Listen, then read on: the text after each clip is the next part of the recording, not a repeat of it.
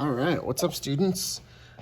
Today in this video, we're going to talk about two different artists and their style of artwork, how they drew specifically portraits or mask designs, and we're going to learn about them and then talk about how that's going to inspire your artwork. So to start it off, this guy here, his name is Pablo Picasso, and he was a 20th century artist, Spanish painter, and he was probably best well known for helping create a style of artwork called Cubism.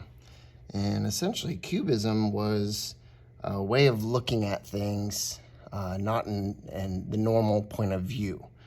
So typically, traditional painters or artists, they were depicting scenes that were almost like a photograph. So they were taken and looking at a specific point of view. And what Picasso did, which was really cool and very different at that time, he would combine in one painting multiple points of view. And it created this very abstracted look of or way of looking at something. So this is one of his self-portraits. And then as we scroll through some of his Cubism portraits, you can clearly see that they're not like how you would normally see a portrait. Some of the key features, you will see those multiple points of view. So you might see a side profile view of the nose and the mouth, but at the same time in the same portrait, you're seeing the nose have two nostrils like it's looking forward, or the mouth, it looks like it's going to the side here, but then it has a frontward facing mouth on that. And then he also has two eyes. This eye's on the side of the nose, which is kind of silly, and it's actually looking that direction, where this eye is looking more straightforward. So that was something that wasn't done a lot at that time when he started painting like this. And it really kind of caught the attention of really everyone, and especially art critics. And it was a really new, kind of strange, refreshing way of looking at artwork.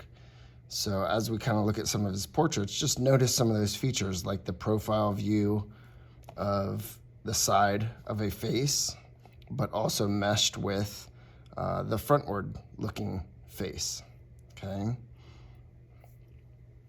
They're very stylized features, okay? These weren't realistic interpretations of a portrait. It wasn't like a photograph. They were very stylized, kind of broken up into basic shapes and lines. And of course, they were very unproportional. So the eyes, one eye might be really large, the other might be a little bit smaller. One eye could be looking to the side. One eye, like in this, is literally on the side of the nose.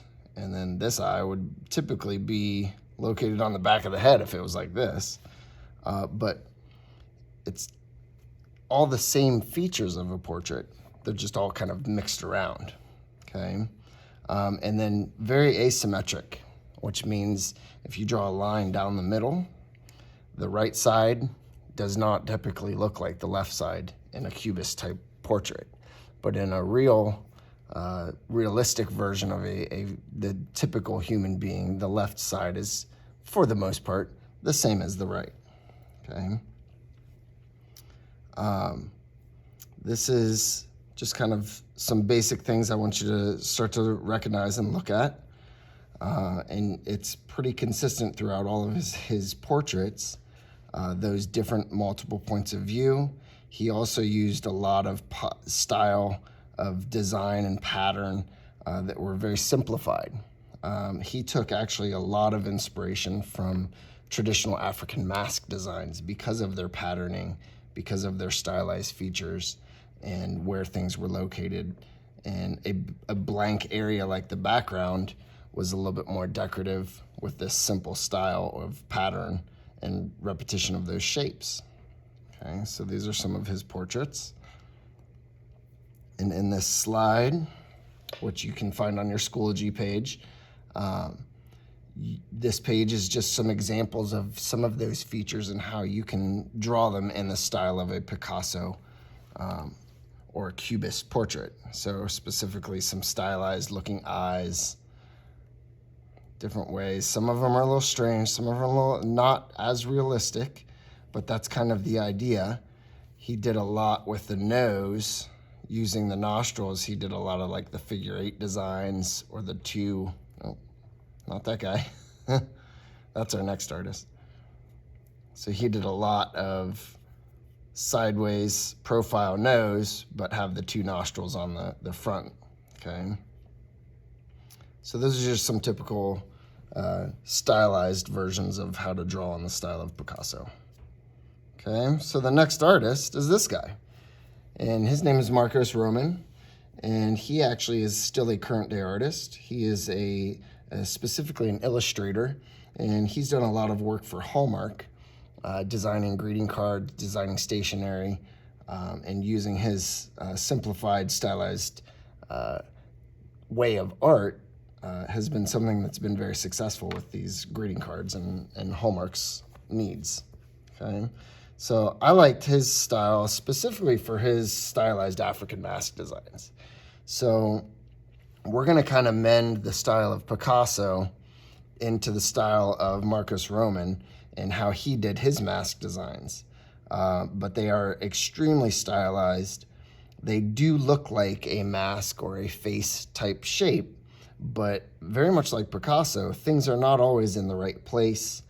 Things are maybe exaggerated. The nose could be really big and filled with this pattern, the eyes, the mouth.